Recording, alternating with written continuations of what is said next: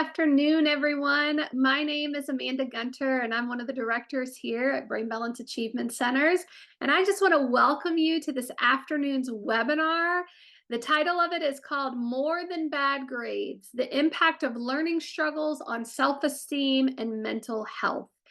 And today we're going to be doing a few things while we're here on the webinar. And one of them is I'm going to be asking you some poll questions. So of course, we want you to answer the poll questions. Of course, it's interactive with me, so I can make sure that I'm speaking to exactly what you're concerned about today. So of course, our first question always is, if this is your first time joining us, again, we want to welcome you this afternoon. And honestly, this is a newer topic for us where we're talking about learning struggles and really, again, how does it impact a child's self-esteem? How does it impact their mental health? But then also how self-esteem and mental health can also impact the ability to learn. So that's what we're going to talk about today. Understanding what's going on in the brain of a child that is struggling with learning. And so I really am excited about this because I think that it's definitely something that many parents are experiencing. You're feeling it. Many times I hear parents say, like, when school is in, I feel like I'm back at school as a parent, right? And so we're going to talk about that and perhaps maybe what's going on and why things are so difficult. So sure enough, 68% of you guys say that yes, this is your first time joining today. And so welcome, welcome. We have many centers participating in today's webinar. So we've got Chula Vista, Encinitas, Palmdales, Redlands, and San Diego, California. We have Norwalk, Connecticut, Wilmington, Delaware. We have Central Florida, Coral Springs, Jacksonville, Naples, Palm Beach, and West Chase, Florida. We have Peachtree City, Roswell and Suwanee, Georgia, Boise, Eagle, Idaho, Edwardsville, Illinois, Plainfield, Indiana. We have Overland Park, Kansas City, Wichita, Kansas, Louisville, Kentucky, Oakland County, Michigan. We have Chesterfield, Missouri, Woodbury, Minnesota, Omaha, Nebraska, Summit and Bergen County, New Jersey, Plainview, New York, Charlotte and Cornelius, North Carolina, Columbus and Cincinnati, Ohio, Wexford, Pennsylvania, Farragut and Nashville, Tennessee, Allen and Fort Worth, Texas, Midlothian, Glen Allen, Virginia, and Mequon and Fox Valley, Wisconsin. So there are texting phone numbers in the chat. If you are near one of these centers and you have a question that you want to ask them individually, by all means, you can text them and talk with them while you're listening to the webinar. Also, we have moderators on. So we have people that are answering questions. So there's a Q&A box. And again, if you want to throw a question up there, we do have moderators that are going to be answering questions throughout the webinar. And then at the end, if there's enough time, then I will also answer some live questions at the end. So let's go ahead and dive in to our topic today. Here's the next poll question. My child, teen, or young adult has been formally diagnosed with. Do you have a formal diagnosis of ADHD, dyscalculia, dyslexia, dysgraphia, perhaps anxiety, depression, maybe a processing disorder, maybe another diagnosis, or perhaps you don't have a formal diagnosis or your child doesn't have a formal diagnosis, but yet you have some concerns. And so you're doing research and you're looking for answers, perhaps, of some concerns that you may have. Many children that are in Brain Balance, they don't have a formal diagnosis. We actually serve a lot of families that just have concerns. They have the teachers talking to them with some concerns, perhaps that they're seeing at school. But then also you can be experiencing some things at home during homework time or in many other situations. Also, too, there are multiple symptoms that can be occurring, right? Where your child may have inattentive or hyperactivity, but also they're struggling with learning, which then you're also seeing it impact self-esteem and mental health. So that is also something common that we see where children can be struggling in multiple areas. So it looks like This is really awesome. We've got about 42% of you guys are saying you don't have a formal diagnosis, but you have concerns. And then yet there's another 46% saying ADHD, and then 24% with anxiety and depression. So that is something that we often see within our centers and is very common. Well, 1 in 5 children in the US have learning challenges. And this is something that's really important to think about because, as you can see, it doesn't state that they have a learning disability or that they are diagnosed with a disability, but 1 in 5 actually do struggle with learning. So, this is something that is very common. What's also really interesting is that related to anxiety and depression, collectively, ADHD, anxiety, and depression are consistently the highest co occurring diagnoses for students with learning challenges. So, just like I was just saying a minute ago, you can often see multiple concerns and multiple diagnoses within one child. 70% of students with learning disabilities do experience higher anxiety symptoms than students without learning challenges. And we're going to talk about today what's going on in the brain to impact and cause such anxiety or also to cause the learning challenges. Here's another poll question for you. Do you feel like your child or teen or young adult struggles with confidence, self-esteem, and or motivation, especially around academics? Some of the things that we're going to be talking about today is specifically anxiety.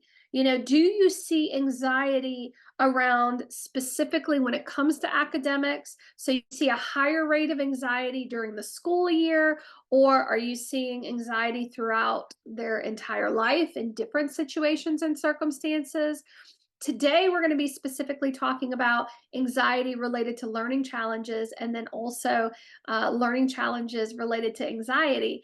But again, this is something that is very common, is that children that struggle with learning can also appear to have anxiety. And it's quite prevalent, actually. Like I said, it's 70%, which is a lot. So sure enough, 96% of you guys say yes, that you absolutely feel like that your child is struggling with confidence, self esteem, and motivation. And that is something that we hear quite often in the center.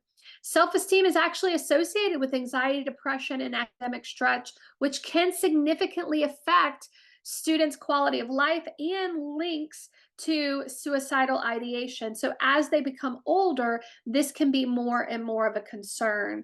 And we're going to talk about what those red flags look like. But here's some consequences from having mental health issues when it comes to students when they appear to become high schoolers and they're going into the last 4 years of education. Really, it's saying that only 40% of these students actually graduate from high school, and that many of them drop out. And that's something that, when you're really trying to navigate what do you do when your child is at the high school level, it becomes more challenging because you can feel like you don't have a lot of options, right? And the resources can feel less and less as they become older because the expectation of a high schooler is a lot different than the expectation of an elementary school student. In elementary school, they provide a lot of resources, they provide a lot of support. But the goal is that as your child becomes older, and I know because I was actually back before Brain Balance, I've been in Brain Balance for 16 years, but prior to me being in Brain Balance, I was a middle school teacher. And so I know that even at the middle school level, the goal is to build independent skills. The goal is to build self-starting skills. The goal is to be able to build where your child is learning a level of independence where they are self-starting, they are following through on tasks independently, they're able to study independently, they're able to do their homework independently. And that's the skill set that you're building in middle school. So then by the time they get to high school, they should be soaring in the area of independence. And so you'll see that the resources become less because the expectation becomes higher, because neurodevelopmentally, with a high schooler, they're expected to be able to be independent. But here's the thing is that when there's mental health issues, it can not only affect their ability to graduate high school, but even if, and matter of fact, I had one of our directors, she was actually a former principal, or assistant principal. She even said that she literally carried her son across the graduation stage. Not literally, but she supported him so much to get him to graduate. She said it was like, I earned a degree more than he earned the degree, right? Because there was so much support and so much she was doing just to get him across the graduation stage. But here's the thing, you get him across that graduation stage, and then what is college going to look like? Because according to the American College Health Associations, that students that are identified with the following mental health issues can have a negative impact also on academic performance, meaning that college students report 30% of them are having major stress, 22% are having lots of anxiety, 20% are having sleep issues, and 14% are struggling with depression. So, all to say that a mental health concern can impact learning, but then also learning can impact their mental health, right? So even employers at the career level says that recent college grads, this one I thought was super interesting, 19% of college graduates actually brought a parent to their interview. Wow. I'm hoping that you guys as parents are not hoping to have to be so involved with your child when they graduate college that you actually have to go to an interview, right? To make sure that they do well. But also employers are saying that 59% are actually missing deadlines. 53% of these college grads are just delivering a poor quality of work, and 50% say that they're really challenging to even manage. So again, my point in bringing this up is to show that over time, things may be a concern right now at the elementary level, or you may be at the middle school level and you've got concerns. And initially, a lot of times parents will be like, well, are they going to grow out of this? Is it going to get better? Is it getting better? But I often ask parents to assess, how much are you providing support? Because like I just said, at the elementary level, okay, they're young, right? So you can provide some support. But again, as they become older at the middle school level, what is the level of support you're providing as a parent? At the high school level, what is the level of support that you're providing for your high schooler? And if you're really having to write papers for them, or check their assignments, or take an assignment and break it down into multiple pieces because they're struggling with completing it, or maybe you're having to reteach the material because they're not comprehending the first time around. Those are all signs and symptoms and red flags for struggles in higher education, post high school graduation, and even struggles at the career level. And here's the question for you. What is your biggest concern for your child, teen, or young adult? Is it that they will always struggle academically? Is it that they won't graduate high school? Is it that they won't be successful in college, or that they may struggle with finding a job or being able to keep a job? Or do you have concerns with all of the above? You may be like, Amanda, I have struggles in all these areas, because they're struggling academically. I'm concerned about them not finishing high school, maybe, or being successful in college, or, these are all my concerns. And sure enough, as much as I would predict, many of you guys are saying all of the above, that these are concerns from them struggling academically, to not graduating, to not being successful in college, and to not being able to keep a job. 51% of you guys are saying that. 32% are saying that they're going to always struggle academically. And I hear that, we do hear that in the centers. So as we're talking about red flags, really think about your child right now. Do you feel like they're having difficulties with sleeping already? Because that is an indication related to either, we're going to talk about what's going on in the brain that can impact sleeping, but then also too, it could be related to anxiety and worry, right? Not being able to turn that brain off. If you see changes in eating behaviors and appetite, that can also be a little bit of a red flag related to perhaps some mental health concerns. You may see that they're moody or irritable, or maybe they're crying a lot at the drop of a hat, where you're kind of like, is this really, serious enough to be having such strong emotions? Perhaps you see that they're having difficulties concentrating, or maybe they're so concerned about future events, that you actually see that they're not able to be present and in the moment because they're already thinking about the future and what might happen.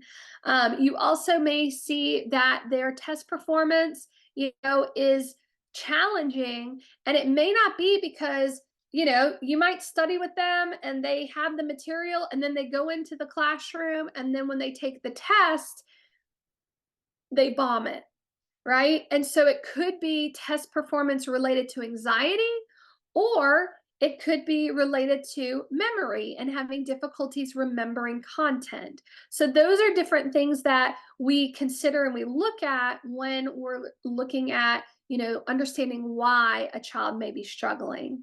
Another red flag would be negative self-talk. It breaks our heart, right, as parents, when you hear your child say, well, I'm just stupid, or I'm dumb, or I'll never be able to understand this, or I'll never be able to, to get an A. Those are heartbreaking moments, right? But yet, if they're saying that in their elementary years, what is that going to mean for high school? What is that going to look like for post-graduation? And then also, if you're seeing now that your child is withdrawing, that they're isolating more, that they have low energy, that they're sleeping a lot, you can have trouble with sleeping, and then you can have oversleeping, right? And so both of those are kind of red flags when you're looking at trying to figure out, should I be concerned as a parent? Some other things, that we often look for is, just like I said, what is the level of support that you're having to provide for your child? Do you feel like it's age appropriate support, or is that something where you feel like you're providing a lot of support for their chronological age? At the end of the day, it's really an endless cycle, right? So, it's always that wording, the chicken before the egg, or is it the egg before the chicken, right? It's just one of those things where mental health and academic achievement can share a cycle, and there's very much where all of a sudden mental health issues like anxiety and depression can hinder learning, right? Or inattention and hyperactivity can impact learning. But then also, academic struggles can contribute to persistent feelings of failure and low self-esteem, which also can lead to mental health disorders. So it's one of those things where it's like, is your child struggling with anxiety or inattention or hyperactivity, which is inhibiting their academic performance? Or is it your child's academic performance and their ability to learn and cognitively process causing anxiety and depression, right? So it's a vicious cycle. And so that's what we're going to talk about today, is what's going on in the brain of a child that is struggling with learning. And then also too, perhaps some of these mental health concerns. Well, here's the thing. Learning challenges have nothing to do with their intelligence. But they're actually caused by how the brain processes information. And that's what we're going to talk about today is what does that mean? What is the root cause of why your child is struggling? Perhaps with learning, perhaps with anxiety and depression. So I always love to use a picture of an iceberg, right? The tip of the iceberg is what are the visible symptoms. It's what you're seeing and what you're experiencing as a parent, what your child is experiencing. It could be poor grades. It could be bad and reactive behavior. It could be poor reading comprehension, anxiety, depression, low self esteem, appearing lethargic and unmotivated, meltdowns during homework, wanting to give up, or just hating school. You know, so many times when a child is struggling and truly struggling with learning, it's like you can have the dream of a child during the summer, right? You enjoy your child, you guys have fun, they're just a joy to be with. And then school starts back. And then it's just like you're dreading them going back to school as much as the child is dreading them going back to school, right? Because it's such a struggle. So that could be something that you're experiencing. But all to say, those are the visible symptoms. It's what you're seeing and what you're experiencing. Whereas what we're looking at Brain Balance is we're really, again, wanting to address why. Why are you seeing and experiencing these symptoms? And what it comes down to how is your child's brain processing? You really have to have optimal processing in the brain for the brain to be able to learn academically, but to be able to also learn socially and emotionally, and being able to have all of the key elements to be able to learn. You really have to have, we look at things from what we call a developmental perspective, meaning that your child has to have optimal sensory perception. So, what they see, what they hear, what they smell, what they feel, all helps with processing in the brain. So, senses and the way that your child perceives their senses helps develop the brain, but also helps with processing in the brain. And then also motor develops the brain, gross motor and fine motor. So there's really, some two key elements. Senses develop the brain and motor develops the brain. Okay. And you have sensory perception.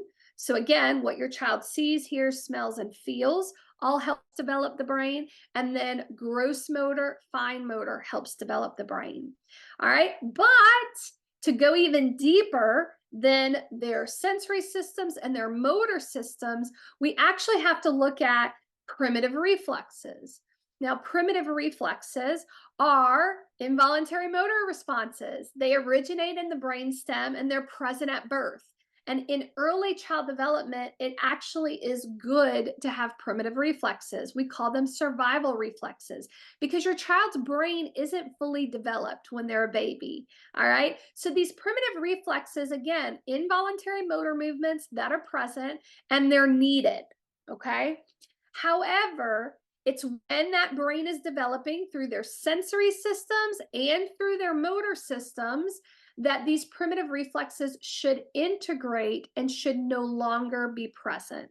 Okay. And they should integrate by age 1 because the brain is maturing and the brain is growing and developing appropriately. However, research has shown that many times children that struggle with learning, or they can even struggle with anxiety, oftentimes primitive reflexes are still active, which is inhibiting brain development. Okay. And if inhibiting brain development, that's going to inhibit optimal processing in the brain. So let's dive in a little bit deeper. All right. So when a child has anxiety, okay, oftentimes they can have a reflex called the Moreau reflex, which is, again, a startle reflex. It's a survival reflex that's appropriate in babies, but yet should not be active. All right, by the time your child's in school. Because remember, these reflexes should integrate by 1 year of age. However, when you have an active Moreau reflex, what ends up happening is it can cause your child's brain to shift into fight, flight, or freeze response, which it shifts their little brain to function out of emotions, which is more of what I call the downstairs part of the brain or the survival area of the brain, versus responding out of reasoning, which is more of the upstairs part of the brain. All right. And so if they have an active Moreau reflex, this can shift their brain to respond out of emotions, fight, flight, or freeze, which can cause anxiety, which can cause emotional dysregulation. It can actually cause sensory sensitivity, causing inflexibility, and it can impact multiple areas. So, what does that look like in the learning environment? All right, for example, your child and you and your child, you guys have studied for this test. They know it's a big test. However, you've worked really hard with them. They know the material. You're super excited because even that morning you went over a few things. They seemed like they got it. They go into school, they take the test, and they bombed the test. And when you get the score and you look at the paper and you see what the score is and you ask your child, what happened? You know, what do you think happened, and what was the struggle? And maybe your child says, I don't know. I couldn't think of the information. I couldn't remember the information. Well, sometimes when that's happening, it could be because your child's brain actually has this Moreau reflex called, that's going to shift them into more of that survival area of the brain where they go into freeze mode, where they're not really able to even access the information that you guys have worked so hard for them to retain, because that brain just goes into survival mode, right?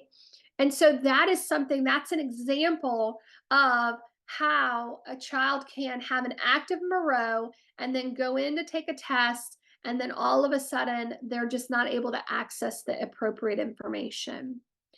It was very interesting. Several weeks ago, I had a family sitting in front of me, and their daughter just started Brain Balance, and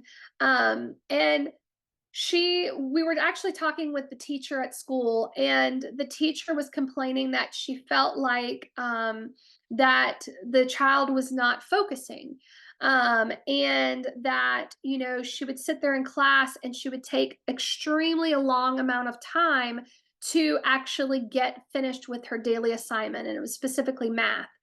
And so the teacher was sharing with us, the concerns, which, I can understand. And, being an educator, I get it. When you have a child that's not able to finish their assignments. But I thought this was really interesting. The teacher asked the student, so tell me what you're thinking about, like, are you thinking about what you're going to do this afternoon and this evening? Are you thinking about what you're going to do this weekend? Like, where's your brain, and what's your brain, what is your brain telling you? And it was so interesting what the teacher shared with us. The teacher said, when I asked her that question, I thought she would pipe up and say, yeah, I was, thinking about going home and playing with my dog or whatever. But the student said, I'm not thinking about anything. My brain is blank and I just can't think about anything specific. And that's an example of that freeze mode when, again, they really cannot access and retrieve information. Another example would be that, let's say they're more in fight or flight, where again, you try to get them to sit down for homework time, and all of a sudden you have a meltdown, and it's just like a greater than response, and you're just trying to get them to do 5 minutes or 10 minutes, right? And you get these big emotions, and then they can't calm down, even if you're trying to get them to calm down. That could be more of a fight response, those big emotions. So, all to say that when we're looking at, again, root causes of things, one of the things we have to look at is primitive reflexes. Because retained primitive reflexes impacts sensory development, it impacts motor development, it impacts reasoning skills, and the ability for that brain to process information accurately. And so when we have a weakness in sensory function or a weakness in motor function, that's going to cause a weakness in processing in the brain, which will then cause symptoms of difficulties with executive functioning skills, difficulties in even social and emotional things related to relationships. But then also, it can impact their focus, attention, their ability to retrieve information, their ability to retain information. So it can impact multiple areas of their life based on the fact that they may have these survival reflexes that are still active. So these are some things that we have to look at and consider when we're really trying to understand, why is your child struggling with learning, or why are they struggling emotionally, with anxiety and depression, because both can be rooted in difficulties in processing in the brain. So here's a poll question for you. Does it seem like it's impossible to teach your child when they feel stressed, overwhelmed, and anxious? Because again, that's when they're stressed and they're overwhelmed. They're not able to really retain information. They're not really able to absorb information. What was so interesting, and we had a teenager say this to us, and it was really a powerful statement. And the teenager said that, before brain balance, she felt like her brain was like a rock where, the teachers were trying to teach her, her parents were trying to teach her all this information. And she just felt like things were just like, it was like water pouring over a rock, right? But then, as we worked on connectivity in the brain and processing in the brain, she felt like her brain became a sponge where she was able to retain information. She was able to learn. She was able to remember. And that it just became so much easier for her. And so that is something that is really our goal, is how do we improve that processing in the brain? So sure enough, 97% of you guys say yes, that when there is stress and when they're overwhelmed and when they're anxious, you recognize that they're not able to learn. So here's what the research shows. The research says what's really going on is anything related to difficulty with behavior, focus, memory retention, academics, life skills, and social skills often come down to a lack of brain connectivity. And that is what the root cause of why your child is struggling with learning, why they're struggling with even perhaps some mental health. Now, here's what's interesting is not only do we have to look at things from a developmental perspective, so we have to look at their sensory systems and their motor systems and how well are they developed and how well is that brain processing, but we also have to look at the hemispheres of the brain, because both hemispheres, actually, everyone has a right and left hemisphere, and they really need to be connected. That's what optimal connectivity means. It means that the right and left hemisphere are cross communicating effectively and efficiently. Because here's why: the right hemisphere of the brain perceives. So it perceives senses, it perceives spatial orientation, body awareness. The right hemisphere is about perception. The left hemisphere is about processing. So when we think about the right side, you're thinking about flexible thinking, unconscious memory, emotional intelligence. So that ability, that emotional regulator of the brain, the ability to read facial expressions, the ability to be able to be flexible. Again, it's that sensory perception element, the ability to physically feel your body. It's also about gross motor development, so big motor movements. I often say a coordinated body is a coordinated brain. And so if your child isn't interested in physical activity and they're not interested in sports, and you see that they're clumsy and they struggle with spatial orientation of their body in space, that is actually a sign and a symptom of underdevelopments in the brain, where there's underconnectivity in the brain taking place. So again, a coordinated body is a coordinated brain. Left hemisphere of the brain is about memory. It's about conscious memory. It's about pattern repetition, pattern recognitions. It it is about intellectual intelligence. It is about processing the senses and the organization of that sensory input. And it is about the development of fine motor skills. So as you can see, gross motor is more of a right hemispheric function, fine motor is more of a left hemispheric function. But when we think about learning, it's about the cross communication of the brain. It's about the connectivity in the brain. And so that is something that is super, super important. The stronger our brain connectivity is, the more accurately our brains can process and respond to information around us. And that is what's key. You want to have cross communication of the brain. You want it to be developing equally, maturing equally, and cross communicating effectively and efficiently. So, what does a connected brain look like in real life? Well, let's start with the definition of brain health, because this is becoming a larger topic. It's a hot topic right now. Matter of fact, the World Health Organization says that brain health is the state of brain functioning across cognitive, sensory, social, emotional, behavioral, and motor domains, allowing for a person to realize their full potential over the life course, irrespective of the presence or absence of disorders. So remember how in the beginning, majority of you guys, about half of you guys says, my child doesn't have a diagnosis, but I have concerns. The other half of you guys said, hey, my child does have a diagnosis. But here's the thing, brain health is important across all of these domains, and it's irrespective of the presence or absence of a disorder. So all of us need to be concerned about brain health, right? And granted, you guys are more concerned about your child, but this is something that is a World Health Organization concern, really looking at the impact of brain health over all of these domains. So again, like I said, a connected brain is a teachable brain. We need to have optimal functioning across all brain regions that can enable individuals to learn effectively, so that's the cognitive piece, the ability to learn, regulate emotions, that's social and emotional and behavior, and appropriately perceive and respond to the world around them. So those are those sensory pieces that include motor, because motor is actually a sensory function as well. So motor and sensory input is really key for optimal brain function. So if we want a connected brain, we have to have optimal functioning in all of those areas.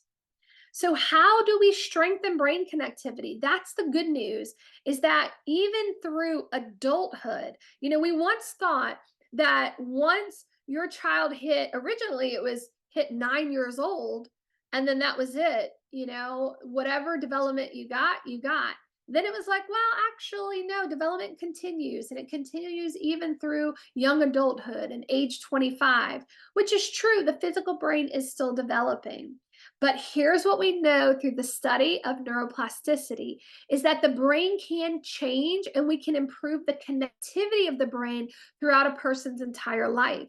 So that's the good news, is that we can, even especially in children and even in young adults and even into adulthood, we can actually build neuroconnections in the brain, which I call like build more highway systems in the brain, get better connectivity in the brain to get better optimal functioning in that whole mental health and brain health. So that is the good news, is that we can improve connectivity in the brain. We can strengthen the brain and build the brain so learning becomes easier and social and emotional development becomes easier. So here's what the research says. The most effective way to create beneficial change in brain connectivity is through repetitive, specific, multi-sensory stimulation that is delivered in the appropriate sequence with increasing intensity over a period of time. What does that mean? Well, remember the brain health definition, right? It was cognitive, it was sensory, it was motor domains, it was behavioral domains, right? So all of those domains, if we strengthen all those areas, that's going to improve brain connectivity, meaning that we can activate your child's brain through their visual system, through their ability to smell, which is olfactory, through their auditory system, through even their tactile, like, tactile stimulation. So through their senses, we can activate the brain, but also through motor, gross motor, fine motor also helps develop the brain.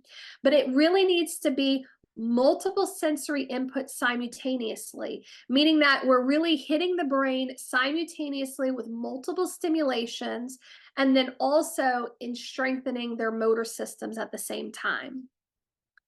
So here's the thing, is that the Brain Balance program is a drug-free, integrative, multimodal approach to build and optimize brain health and development. That's exactly what we do. We activate your child's brain through their sensory systems. We activate their brain through physical exercise, through cognitive exercises, and even nutrition, because all of them working together provides optimal brain function. Our program does help kids, teens, and adults build and strengthen these pathways in the brain by integrating these cognitive activities with the sensory and physical engagement with nutritional guidance. We are backed by research, right? So again, we have some powerful research from the outcomes of the Brain Balance program. Some of our most powerful ones, and I highly recommend, if you want to get your phone out, if you're not on your phone and you're on a computer, get your phone out and take a picture of this QR code at the bottom left-hand corner, because you can actually read further a lot more about our research. But just to give you some insight, Harvard and McLean Medical Center said that basically the Brain Balance program was as effective as low dose medication in alleviating ADHD symptoms, and that there were significant changes in hyperactivity, inattentive, and improved accuracy on cognitive tasks. And that's what's really key for learning, is you have to have improved accuracy in cognitive tasks, because if we have improvement in cognition, that is the teachable brain, right? And even in the Journal Study of Education and Development, same thing. Overall improvements in not only the reduction of disruptive behavior and an improvement of attention, but also an improvement in motor development and an improvement in cognitive functioning. So that was something that's really powerful. Even in the Mental Health and Clinical Psychology Journal, talking about how there was significant improvements in that self-esteem. So better happiness, more motivation, academic follow-through, and school performance and test scores was significantly improved, with more social confidence and less feelings of anxiety. So as you can see, when you address the brain and you really focus on optimal connectivity in the brain, it actually improves all these domains that we're talking about. It improves their ability to learn, it improves their social and emotional development, it improves their self-esteem, their confidence level, their ability to maintain focus and attention. And that is something that's really critical for overall mental health. Now, here are some strategies that you can do at home immediately. Because here's the thing, is that you can create an environment at home that fosters positive brain development. And that is really important. It's important that you think about and consider the role of the at-home life, right? You're in your home, what you can do to foster optimal brain development. So if you have younger children and you're concerned about fine motor skills, why would one be concerned about fine motor skills? Well, that's related to writing, relating to opening things, buttoning, zipping. But here's the thing. Fine motor is the foundation for ocular motor development, which are the motor movements of the eyes. Your eye motor movements have a lot to do with, again, being able to fixate, to be able to focus, the ability to read. Your child's eye motor movements need to be in sync, and the eyes need to be teaming together appropriately. It impacts their ability to read. It impacts their ability to comprehend. So all to say, you could see fine motor weaknesses when they're young. And then you may be like, well, they're writing, they're able to do simple things. But my question is, what does their handwriting look like? Is it messy? Does their handwriting look immature for their chronological age? Because that's something that is really, that gives you insight into connectivity in the brain. And if they have underdevelopments in their handwriting, it could also go and cross over into difficulties and weaknesses in their visual system and related to eye tracking, which is related to brain connectivity. So the motor movements of your child's eyes are directly connected to brain connectivity.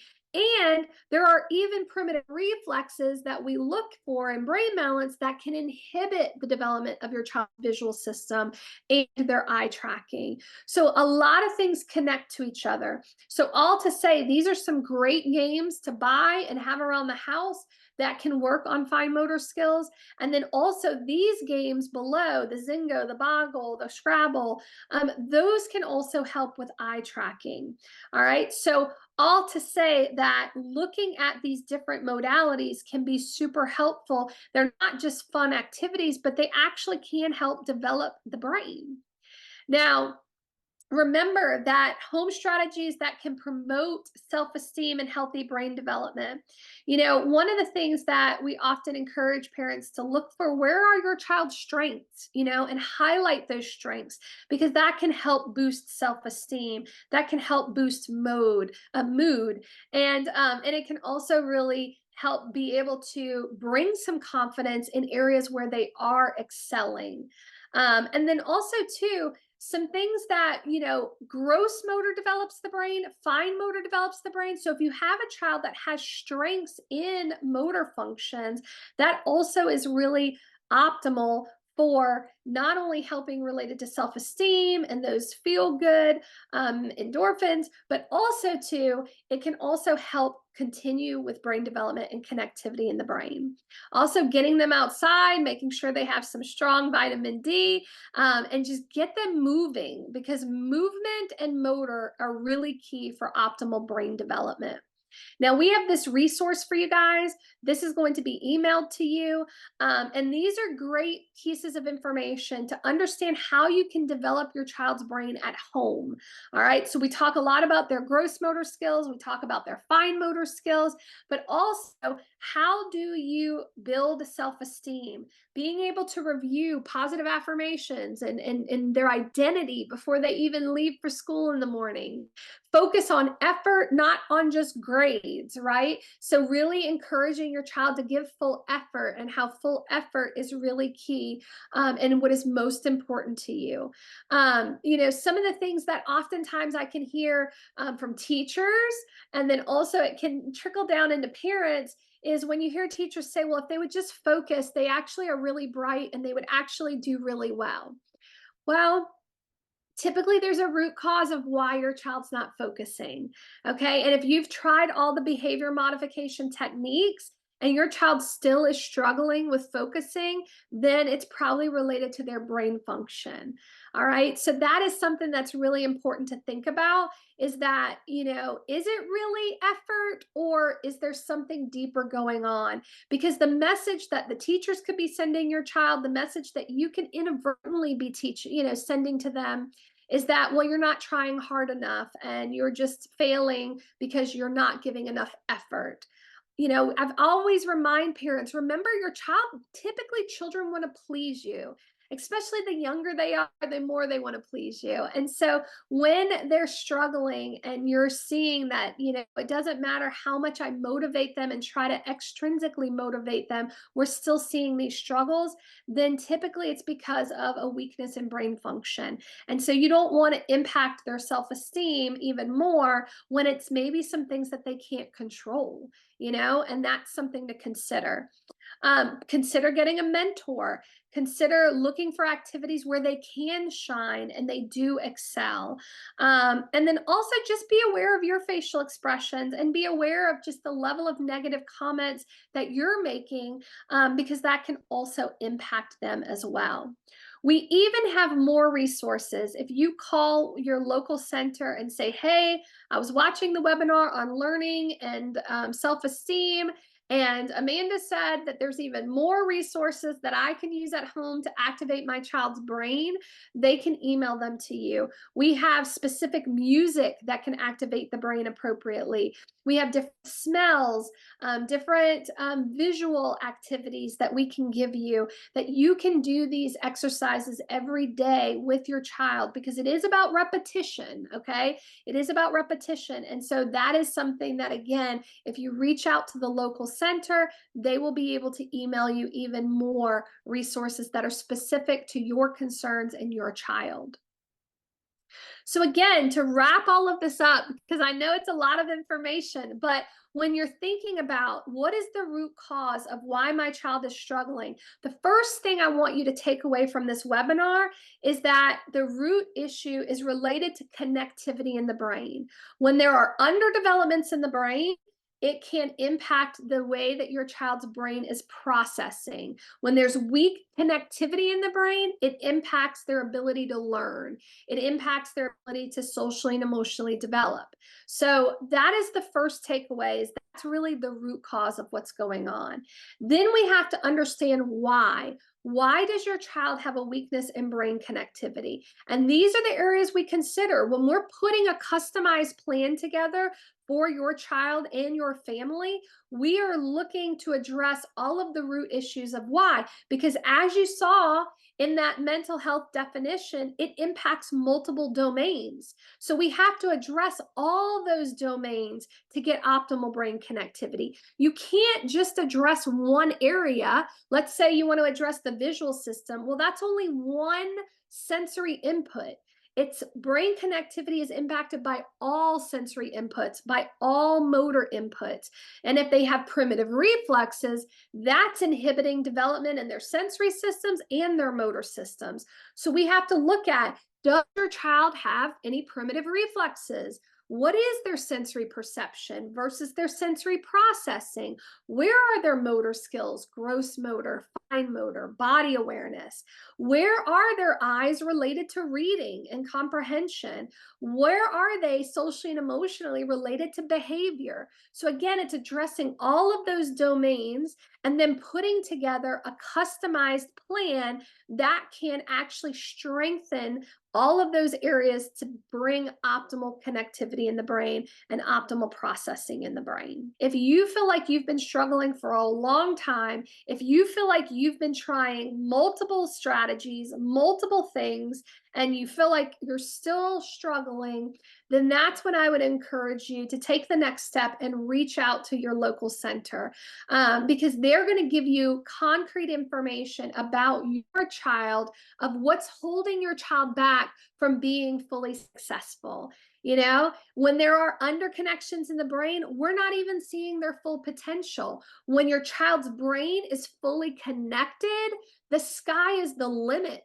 You know, they will have more confidence. They will have more motivation because they have confidence, right? So they're going to be more motivated to do things and to feel the success, you know, and they're going to be able to really be able to learn and grow academically, but also socially and emotionally. We want happy kids, right? When you're a child, life shouldn't be stressful, you know, and so we want kids to feel empowered. We want them to be able to learn and grow academically and socially and emotionally. I think I've got 3 to 4 minutes for a question or two. So what questions do you guys have for me? Thanks, Amanda. How does brain development and brain connectivity impact things like ADHD symptoms or autism spectrum symptoms and other diagnoses? Sure. Well, just like we shared earlier, that all of these diagnoses really comes down to, what the research is showing is, it comes down to a lack of brain connectivity. So, granted, your child may have specific strengths in certain areas of brain function, and then they may have weaknesses in other areas.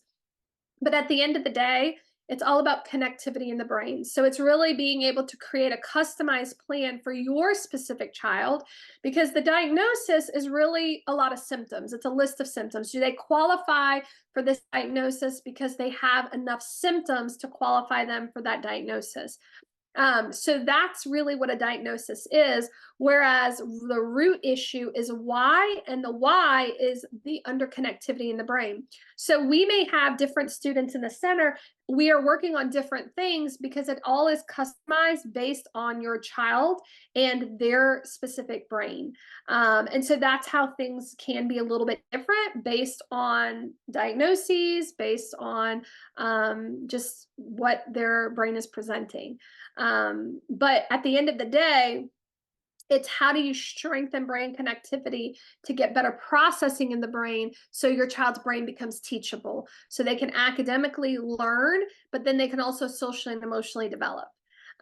So there's like certain areas of the brain that if you're concerned about eye contact and you're concerned about social interactions and empathy and the development of empathy, there are certain things that we do and there's certain protocols that we do that can strengthen those areas of the brain. Perhaps you may have a child that you're primarily concerned about learning and memory and being able to learn numbers and phonics and be able to learn how to read. Well, there are certain areas of the brain that we can focus in on related to that.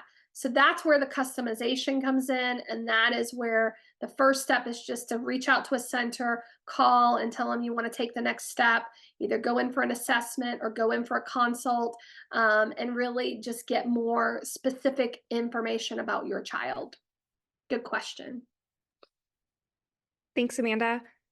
For families that are really just starting to research options for their children, what makes brain balance different than some of the other things that they have come across in their research?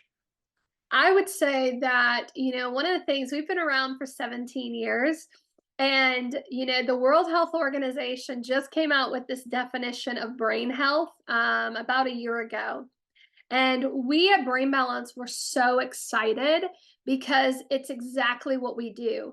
It's really the key is to address all areas of domains that are key for optimal connectivity in the brain, which is addressing those primitive reflexes. It's addressing their motor systems, gross motor, fine motor. It's addressing the cognitive elements related to processing in the brain. It's addressing their sensory systems, which is key for optimal connectivity in the brain. So really what is unique about Brain Balance is that we are addressing all of the domains that are in the definition for optimal brain health, including nutrition. So I think that's what makes Brain Balance very unique, because you can go to other programs and they can address one or two, but there's very few programs that are actually addressing all of these in one program. So that's what I would say would be unique about Brain Balance. We're also data driven. We want to see where they start, and we give you very concrete information about that and what the long-term goal is, and then we take data across their whole time with us, so you can actually see the stages of growth and development. And that's also something that I think is super important with the program. So great question. I think we have time for one more. All right, a really great one. For families that are trying to figure out what they can expect their child to do and what may be unreasonable for an expectation, would a brain balance assessment help them figure that out? Absolutely, because we really look at brain age versus chronological age, which is helpful. So we can give you some insight into that. And that is helpful for their ability to learn, but also social and emotional development. So that is really helpful for parents related to parenting and appropriate expectations. Now, again, we want your child's brain age to match their chronological age. That's our long-term goal, right? So we want to see improvements. We want to see their ability to socially and emotionally develop, their ability to handle more, and to be able to match their chronological age. So that is definitely something that, we really do want to see improvements on. But so many times parents will say, wow, this is super helpful for me to understand my child more. And that, of course, as a parent, when you have better understanding of how your child's brain is functioning, that's going to help you in all areas, right? For expectations and parenting. And that's part of the program, is as your child's in Brain Balance, You meet with a program director monthly, and they're walking you through those expectations and what to look for and what changes to look for and see, and also how you can change parenting style based on development. And so I think that's also super helpful for parents because, of course, you have neurotypical development, right? But when your child is struggling, then it's almost there's some weaknesses there in development, which is going to impact the way that they respond. And so to be able to have knowledge and to be able to learn, your parenting style and how to meet your child where they're at, but also as their brain is changing, you also have to change your parenting, which is really exciting and really cool to watch. So if you're supporting them a lot now, you may not need to support them as much. And so, you might have to come back as a helicopter mom or dad, and give them some room to build those independent skills. So that's also part of the program too, is really coaching you as a parent on not only what to expect, but also how to change your expectations based on brain developing, which I think is super helpful. All right. Well, again, we will be back here tonight at 8 p.m. Eastern, 5 p.m. What is that? Not Mountain, but Pacific time. And please share this information. Please take the time to answer our 5 questions at the end. They're super quick. It's multiple choice. But we want to be able to support you further. And so we are looking to see what is the best avenue to be able to do that. Again, I'm Amanda Gunter. I'm one of the directors here at Brain Balance. I hope this was super helpful for you. And thank you for joining us. And we hope that you share this information and get more people tonight. Thanks again, everyone. Bye-bye.